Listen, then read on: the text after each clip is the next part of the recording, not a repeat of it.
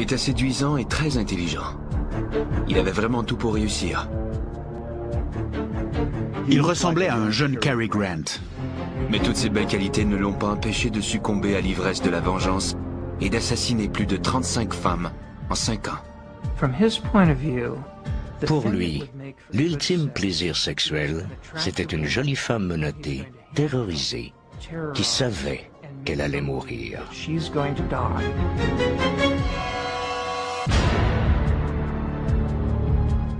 Sure, I get angry.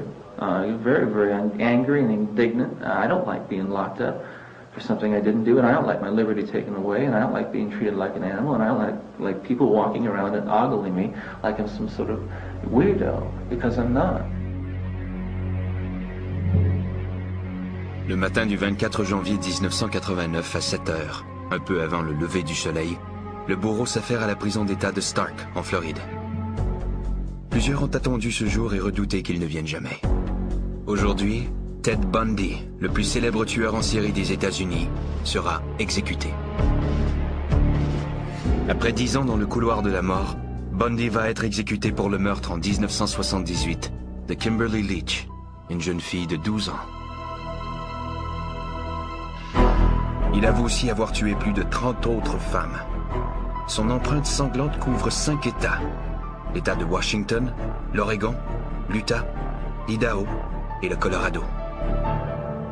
Depuis sa capture en 1976, Bundy capte l'attention de tous les médias. I'll plead not guilty right now.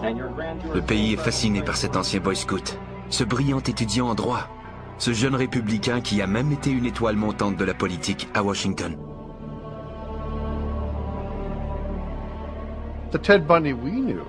Le Ted Bundy que nous avons connu, avant qu'il ne soit arrêté et accusé, était un type très bien. On le comptait parmi nos amis. Il n'avait rien d'insolite ou d'inquiétant. Une fois arrêté, Bundy nargue la justice. En attendant son procès pour meurtre au Colorado, il s'évade à 2 reprises. Après son arrestation en Floride, il assure lui-même sa défense et pose comme une vedette devant une horde d'admiratrices envoûtées. Il se comportait comme une star du cinéma et lorsqu'il faisait un clin d'œil aux femmes, elles gloussaient avec lui. Mais ces filles ne saisissaient pas que si elles l'avaient rencontré un soir dans la rue, elles auraient bien pu être au nombre de ses victimes. Mais lorsque vient l'heure d'entrer dans la salle d'exécution, Bundy perd sa belle assurance. Bundy semblait résigné à son sort. Mais il est resté pétrifié en voyant la chaise électrique. À l'extérieur de la prison, une foule d'environ 500 personnes attend avidement l'annonce de sa mort en chantant « Brûle, Bundy, brûle !» They ran electricity through it. 5, 4, 3, 2, 1. À 7h16, un bourreau anonyme appuie sur le bouton. Un courant de 2000 volts traverse le corps de Bundy. 60 secondes plus tard, un des pires tueurs en série de tous les temps est déclaré mort.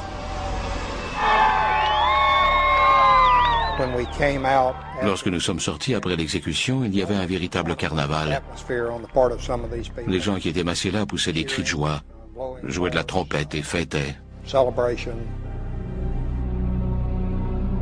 Ted Bundy aura eu une mort plus douce que n'importe laquelle de ses 35 victimes. Leur nombre exact est inconnu. C'est un secret que le tueur a emporté dans la tombe. La police croit que Bundy a commencé à tuer en 1974 à l'âge de 28 ans, alors qu'il étudiait le droit à l'université de Washington à Seattle. Il faisait bonne impression. Il s'exprimait avec facilité et il était intelligent. Si je devais le décrire en quelques mots, je dirais qu'il ressemblait à un jeune Cary Grant. À l'époque, personne n'aurait pu deviner que ce jeune homme, en apparence irréprochable, était à la veille de commettre une longue série de meurtres, violents, torturant et démembrant ses victimes.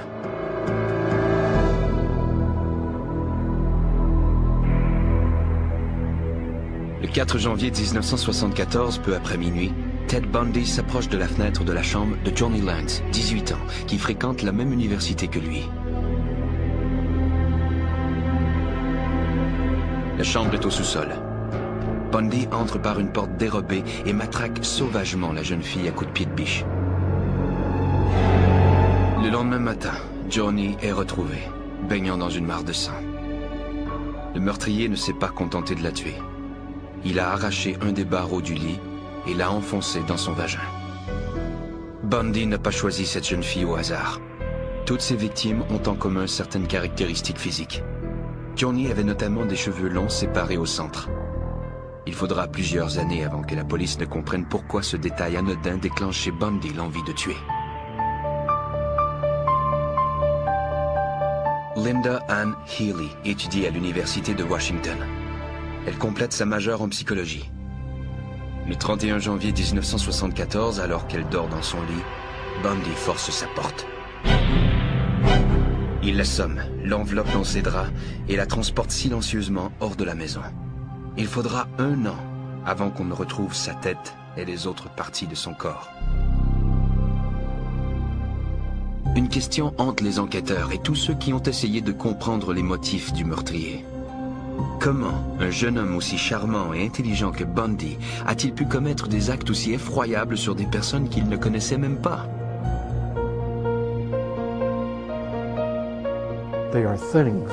Pour lui, elles n'étaient que des objets, tout au plus des victimes expiatoires.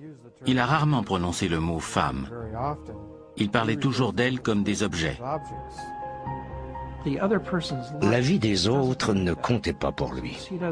Il ne les voyait pas comme de véritables personnes.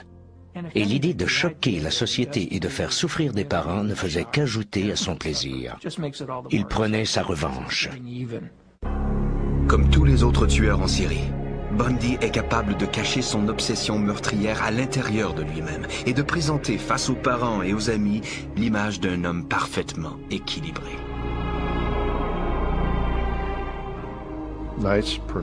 Un gentil garçon, agréable à fréquenter, et que nous connaissions un peu professionnellement. Je le voyais comme un jeune homme plein d'avenir, quelqu'un qui réussirait. Un des aspects essentiels de son masque était la sincérité. Il semblait incarner la franchise. Mais les apparences sont trompeuses, et Bundy était passé maître dans l'art de tromper ses semblables. Évidemment, à l'époque, je n'ai pas vu que c'était un masque minutieusement mis au point, dont il se servait dans ses échanges sociaux. Je n'ai jamais entrevu le monstre qui se cachait derrière ce masque. Le monstre qui se réveille en 1974 sommeille depuis longtemps derrière ce masque. Peut-être même depuis la petite enfance. Il m'a toujours semblé que son enfance, son apparence normale, cachait une grande hostilité envers quelqu'un, probablement sa mère.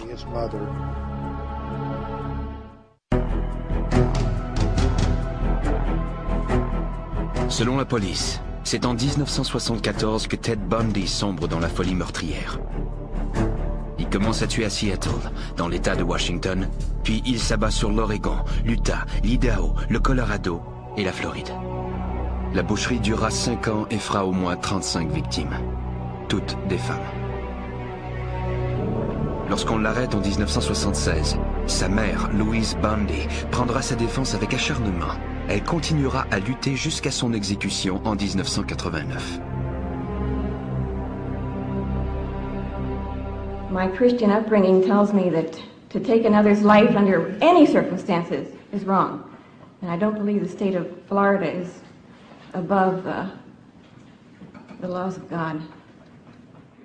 Louise était une gentille petite dame qui a cru à l'innocence de son fils jusqu'à ce qu'il lui avoue la vérité, la veille de son exécution. Plusieurs spécialistes croient que la rage meurtrière de Bundy est apparue durant l'enfance. Theodore Robert Cowell est né le 24 novembre 1946 à Burlington, au Vermont. Sa mère, Eleanor Louise Cowell, est une modeste et timide employée de magasin qui a quitté sa ville natale de Philadelphie pour mettre au monde un enfant conçu hors des liens du mariage.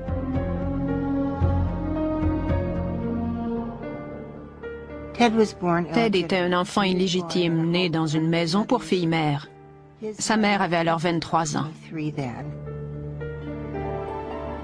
Peu après la naissance, Eleanor retourne à Philadelphie avec Ted. C'est alors que débute une charade infernale. On fait croire à l'enfant que ses parents sont sa grand-mère et son grand-père et que sa mère est en réalité sa grande sœur. Dès le début de sa vie, Ted sent qu'il baigne dans le mensonge. Mais ce n'est pas l'unique problème. Eleanor, sa vraie mère, fait des dépressions à répétition, souffre de crises de panique et finit par être traitée aux électrochocs. De plus, le père d'Eleanor, Samuel Cowell, est un homme excessivement violent. Sam Cowell était un désaxé. Il lisait de la littérature pornographique et il jetait ses filles en bas des escaliers si elles ne se levaient pas assez tôt. Plus Ted grandit, plus il est accablé par une relation confuse avec sa mère. Dès l'âge de 3 ans, il commence à donner des signes de déséquilibre.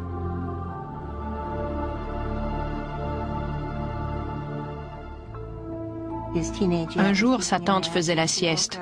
En s'éveillant, elle constate que Ted avait sorti tous les couteaux de cuisine et qu'il les avait disposés autour d'elle pour que les lames soient pointées vers elle. Inquiète du comportement de son fils et désireuse d'échapper à l'emprise de son père, Eleanor déménage à Tacoma, Washington, tout près de chez son oncle Jack Cowell. Ted avouera plus tard qu'il a été anéanti quand il a dû s'éloigner de celui qui croyait être son père. À Tacoma, Eleanor se fait appeler Louise, son second prénom, et travaille comme secrétaire au conseil des églises. Un soir, elle fait la rencontre de John Culpeper Bundy, cuisinier dans un hôpital.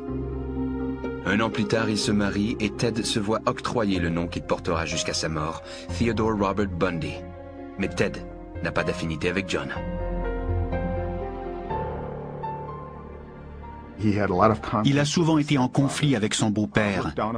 Il le regardait de haut parce que son beau-père était de condition modeste.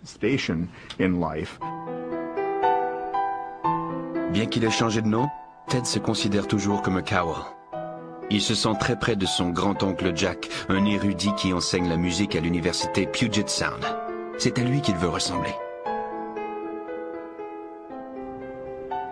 Il voulait à tout prix devenir quelqu'un d'important. Il avait soif de reconnaissance.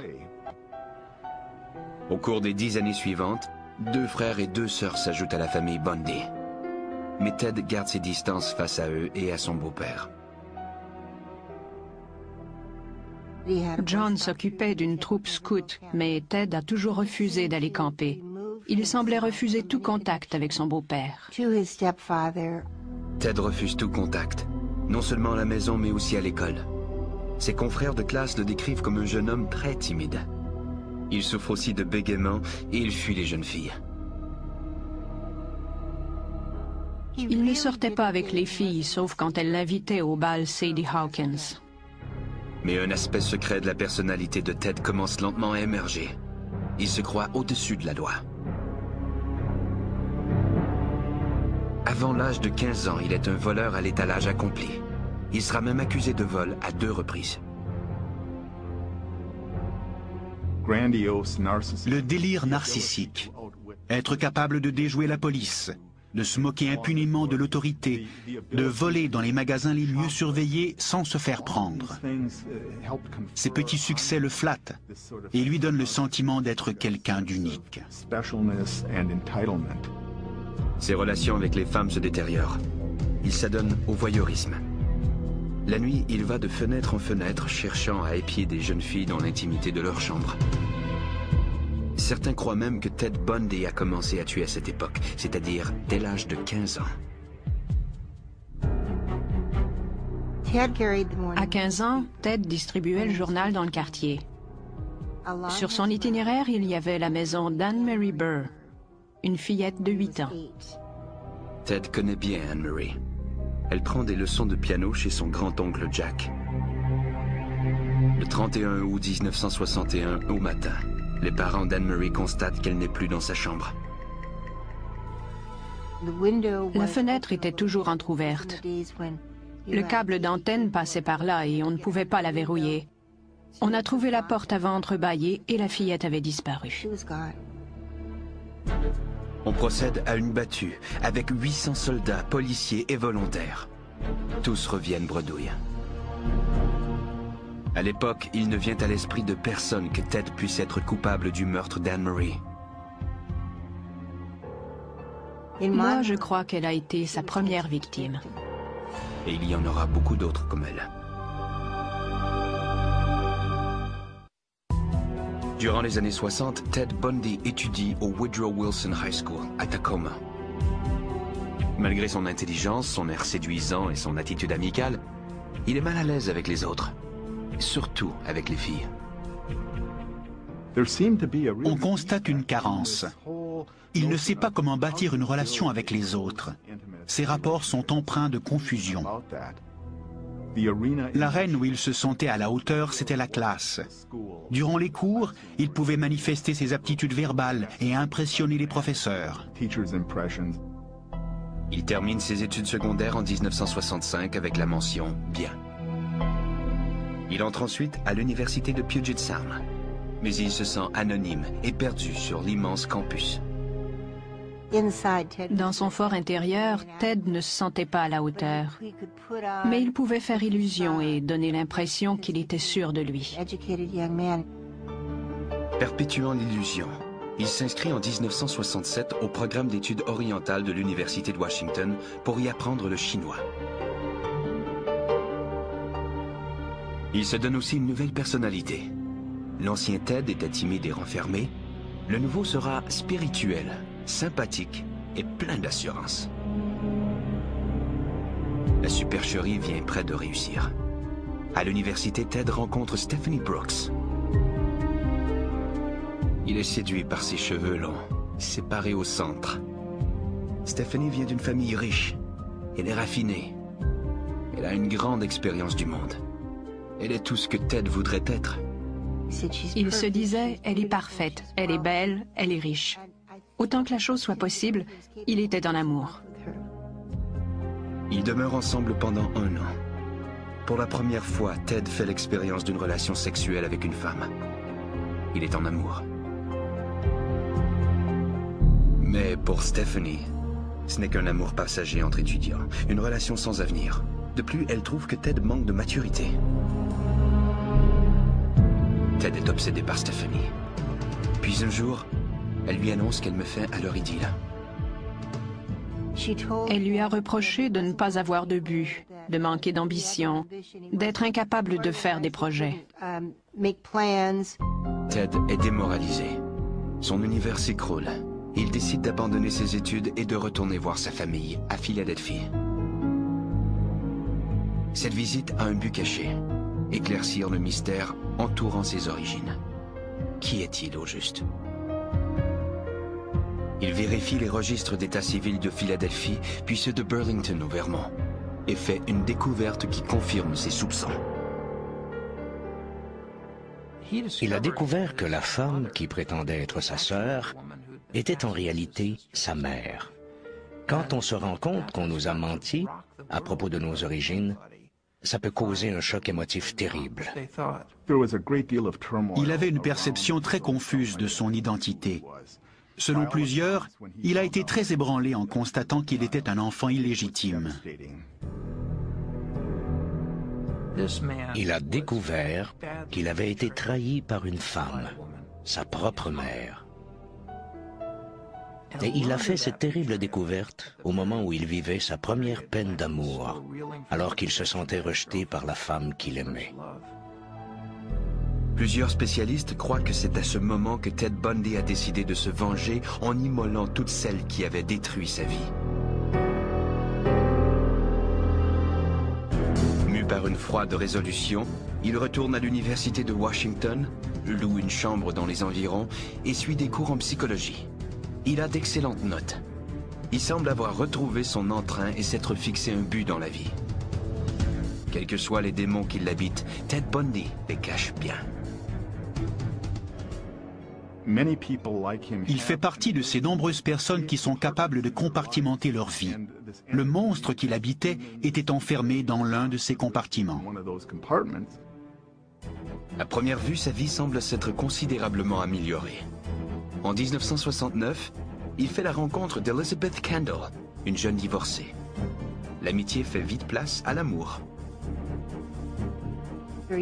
Une jeune fille brillante et timide. Elle venait de l'Utah.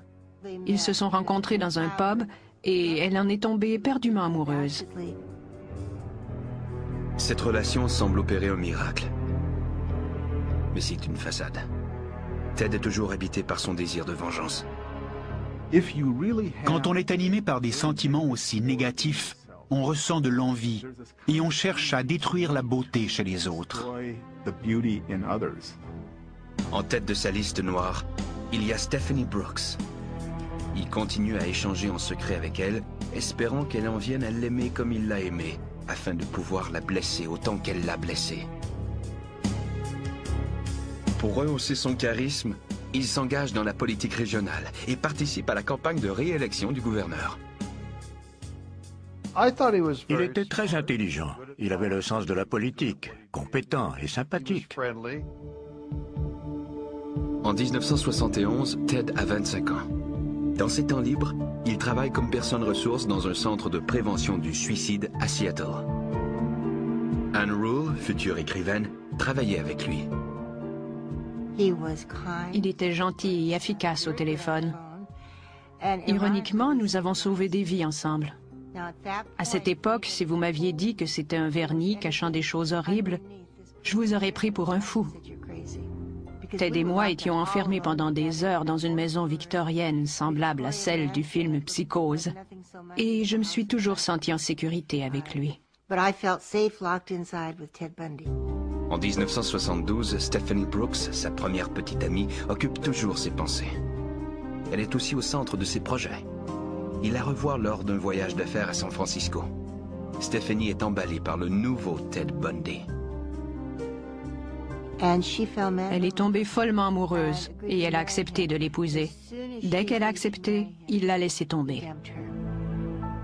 2 jours plus tard, le 4 janvier 1974, Ted Bundy se lance dans une orgie de meurtre qui durera 5 ans et qui plongera la population dans l'horreur. La plupart de ses 35 victimes ont une caractéristique commune.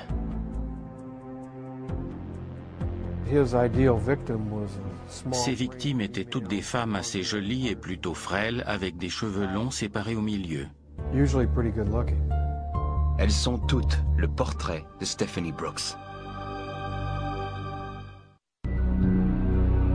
Le 4 janvier 1974, quelques jours après avoir rompu avec Stephanie Brooks, Ted Bundy libère le monstre qui sommeille en lui.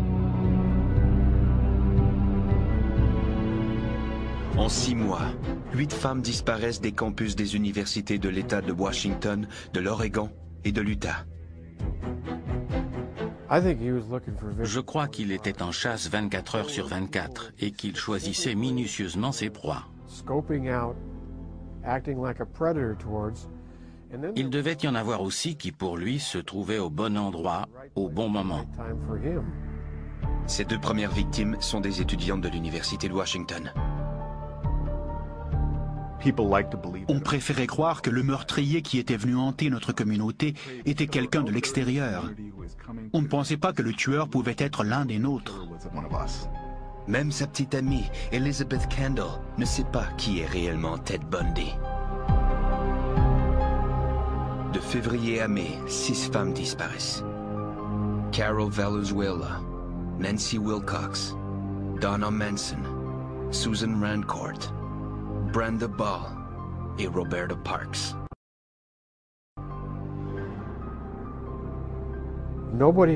On n'a pas pu faire de lien car les meurtres avaient eu lieu dans des juridictions différentes. C'était un mystère. Comment des jeunes filles pouvaient-elles disparaître ainsi? Elles parcouraient à peine 10 mètres sur le campus et, pouf, elles s'évaporaient. Comment était-ce possible? Elle s'appelait Georgine Hawkins. Des années plus tard, alors qu'il est incarcéré, Bundy décrit les méthodes employées pour attirer et capturer ses victimes. Il exploite d'abord leur sensibilité en prétendant qu'il est blessé. Il choisissait toujours des jeunes filles serviables. Il marchait avec des béquilles. Il échappait un livre et il leur disait Pourriez-vous m'aider à transporter ça jusqu'à ma voiture? C'est ainsi qu'il procède avec Georgine Hawkins. Et quand elle se penche pour mettre ses livres dans la voiture, il empoigne la barre de fer qu'il a dissimulée, la frappe à la tête et la pousse à l'intérieur. Il leur attachait les mains avec des menottes ou une lanière de cuir. La banquette arrière était repliée de sorte qu'ils pouvaient les coucher sur le plancher de la voiture sans que personne ne puisse les voir. Bundy conduit habituellement sa victime dans la forêt entourant Seattle. Puis, si elle a survécu au matraquage, il la viole.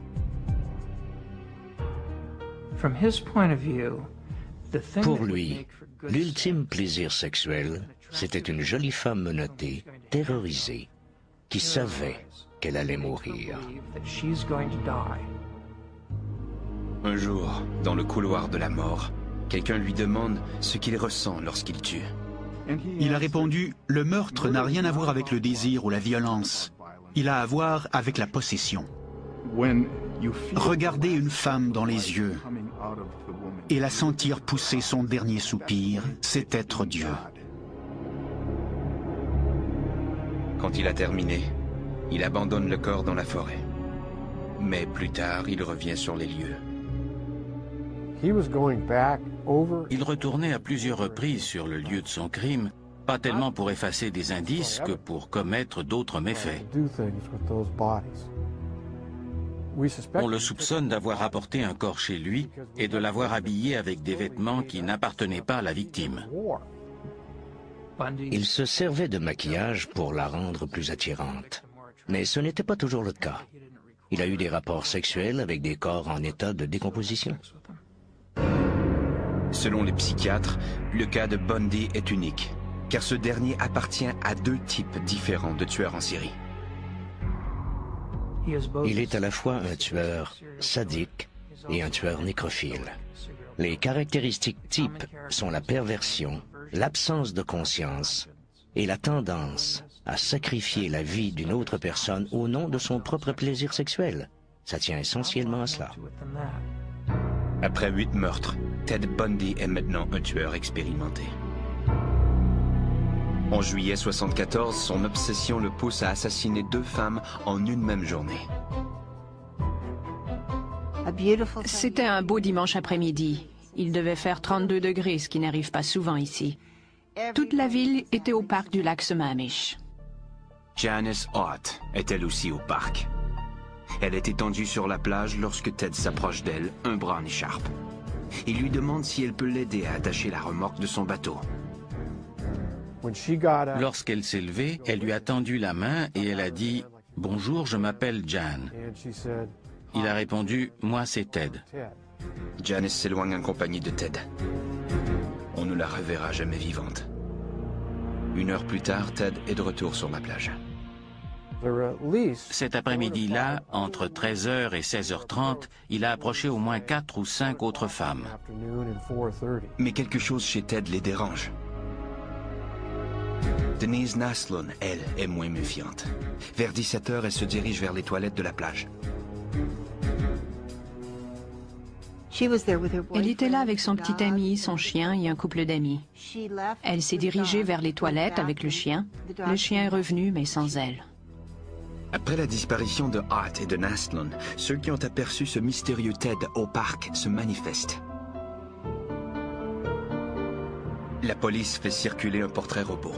Elle recueille 3500 descriptions et dresse une liste de suspects potentiels ayant pour prénom Ted.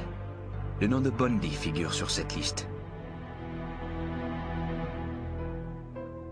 Le prénom Ted a été mentionné. Je n'ai pas fait le rapprochement à l'époque. C'est à ses actes que l'on reconnaît un monstre. Entre 1973 et 1974, le monstre travaillait pour l'Office de planification de la justice du comté de King. Il effectuait une recherche sur les violeurs et leurs victimes. Mais il étudiait en même temps, secrètement, les méthodes que la police utilisait pour dépister les violeurs.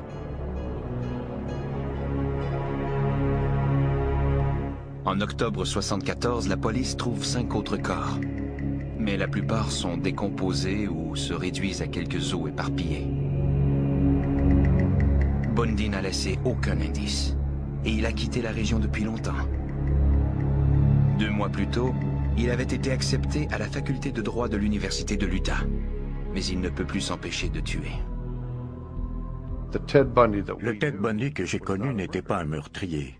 Mais il l'était peut-être 1 heure plus tard. C'est ça qui est terrible. Le tueur qui se cache derrière le masque du charme et de la sincérité est à la veille d'apparaître au grand jour. Il suffit que l'une de ses victimes potentielles parvienne à lui échapper pour qu'on parvienne à l'identifier.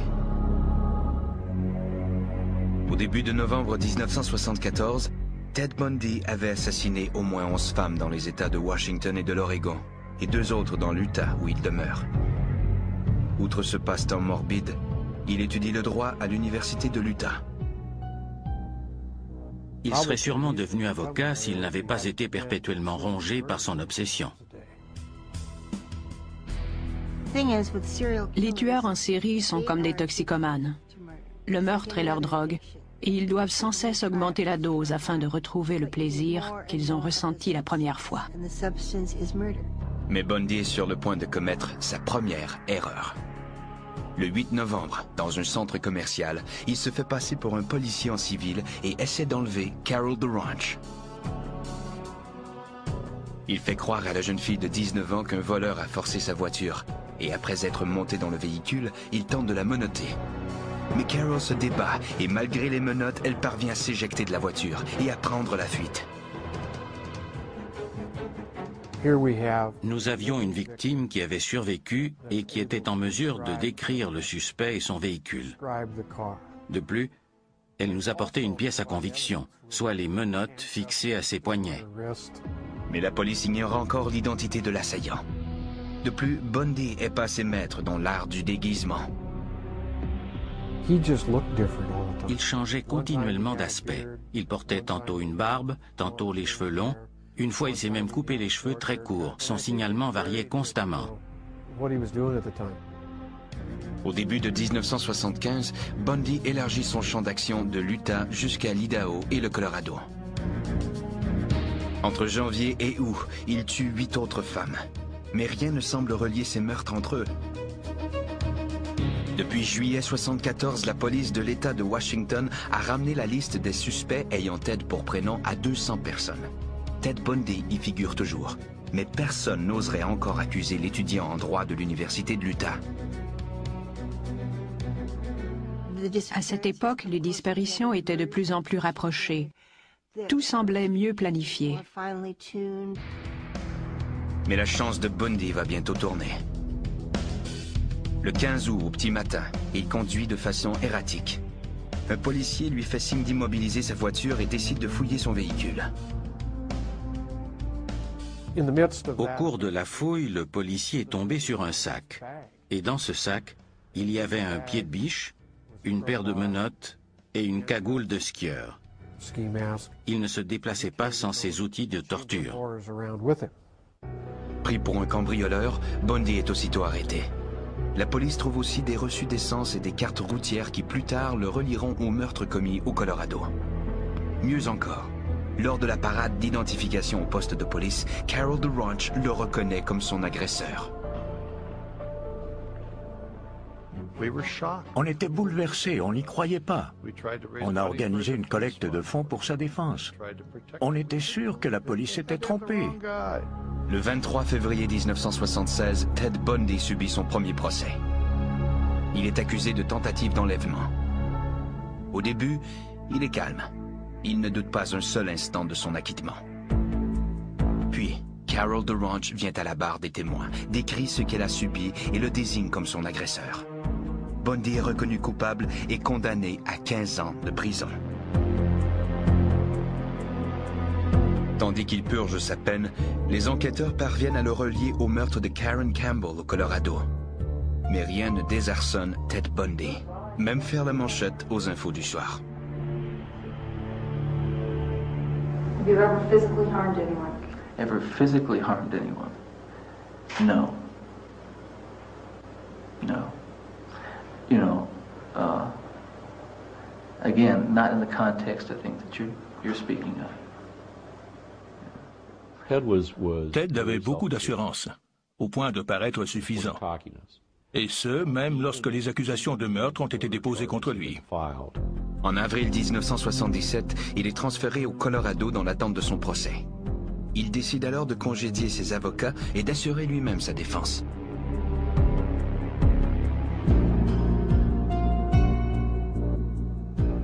Bundy avait une confiance totale en ses facultés. Il était sûr de battre le système, de le faire jouer en sa faveur. Il va jusqu'à faire faux bond au juge. Au bout de 2 mois, après avoir effectué une reconnaissance des lieux, il saute par la fenêtre du 2e étage du palais de justice. Il est repris 6 jours plus tard, mais il n'a pas l'intention de moisir en prison. I've matured in the past year. Believe me, I've grown in the past year, and I've learned a lot of things about myself in the past year. My only misgivings is that I might never be in a position to apply it, you know, on the streets where I'd like to apply it.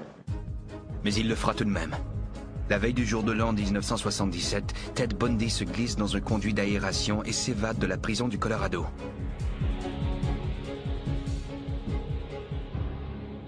Il s'est faufilé par le plafond de sa cellule jusque chez les gardiens et il est sorti à la faveur d'une tempête. De nouveau libre, Ted Bundy va retrouver ses démons intacts.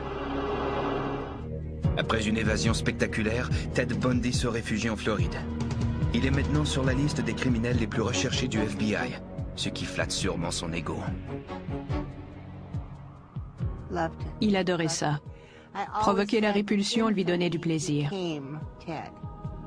Il change de nom, se fait pousser la barbe et hante le campus de l'Université d'État de la Floride, à Tallahassee. Le 8 janvier, comme il l'a dit dans sa confession, il est arrivé en ville déterminé à se conformer à la loi. Mais il sera incapable de tenir sa promesse. Moins de 2 semaines après son évasion, soit le 15 janvier 1978, peu après minuit, sur le campus de l'université, Bundy s'introduit dans la résidence de l'association Chi Omega. Profitant du sommeil des occupantes, il se glisse de chambre en chambre, matraque, viole et assassine Lisa Levy et Margaret Bowman.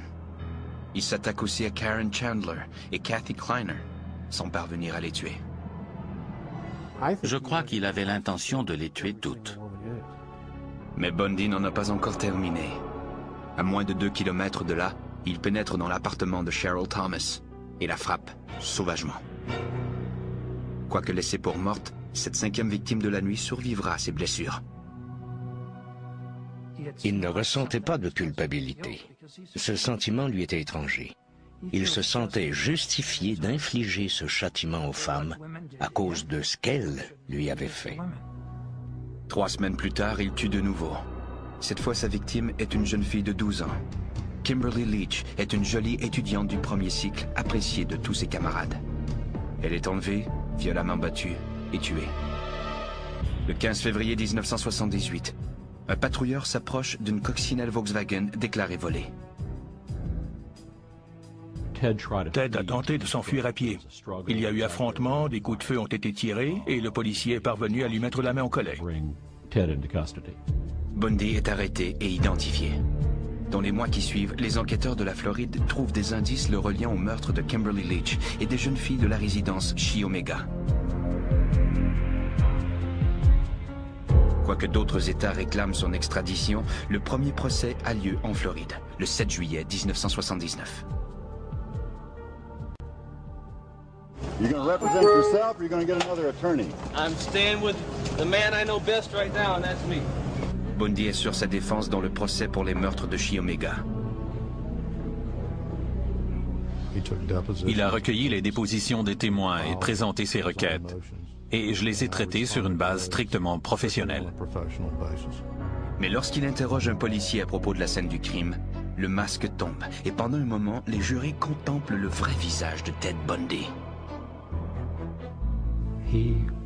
Il s'est approché des jurés et on les voyait reculer sur leurs chaises à mesure qu'il avançait. Puis il a prié le policier de raconter sans omettre un seul détail ce qu'il avait vu en soulevant les draps qui recouvraient les cadavres. Tout le monde, que ce soit dans l'enceinte du tribunal ou devant leur téléviseur, a compris qu'ils cherchaient à revivre l'événement. 2 semaines plus tard, Bundy est reconnu coupable des meurtres de Lisa Levy et Margaret Bowman et condamné à mort. En janvier 1980, Bundy est accusé du meurtre de Kimberly Leach. Il est de nouveau reconnu coupable et condamné à mort. Mais l'exécution n'aura pas lieu avant plusieurs années. Durant les 9 années suivantes, Ted Bundy utilise tous les recours possibles pour en appeler de sa condamnation. Et il obtient de multiples sursis de dernière minute, parfois même juste avant l'exécution. Finalement, une fois tous les recours épuisés, l'exécution est fixée au mois de janvier 1989. Pour repousser la mort, Bundy déclare alors aux autorités qu'il est prêt à fournir des informations sur des meurtres non résolus. Il leur a donné juste assez de détails pour éveiller leur intérêt et leur montrer qu'il était sérieux. Puis il a dit aux enquêteurs qu'ils devaient contacter les autorités de la Floride et faire retarder l'exécution. Il a dit qu'il avait besoin de plus de temps, qu'il ne pouvait pas tout leur raconter en un seul jour. S'ils voulaient en savoir plus, ils devraient d'abord repousser l'exécution et il leur fournirait tous les détails. C'était une tentative désespérée pour gagner du temps. Je crois que Bundy a cru jusqu'à la dernière minute, jusqu'au matin même de l'exécution, qu'il pourrait repousser l'inévitable. Mais il n'a pas pu. Le 24 janvier 1989, à l'âge de 41 ans, Ted Bundy, le jeune homme brillant et séduisant qui aurait pu réussir tout ce qu'il aurait entrepris, mais qui a préféré devenir un monstre sanguinaire aveuglé par un sentiment de vengeance obsessionnelle, meurt sur la chaise électrique.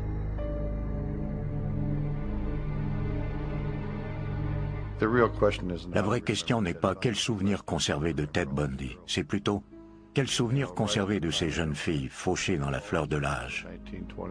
Le monde était à leurs pieds, l'avenir leur appartenait. Combien de familles ont été plongées dans le désarroi, détruites par ces tragédies. Malheureusement, nous nous rappellerons de Ted Bundy, mais moi, je préfère me souvenir de ces jeunes filles.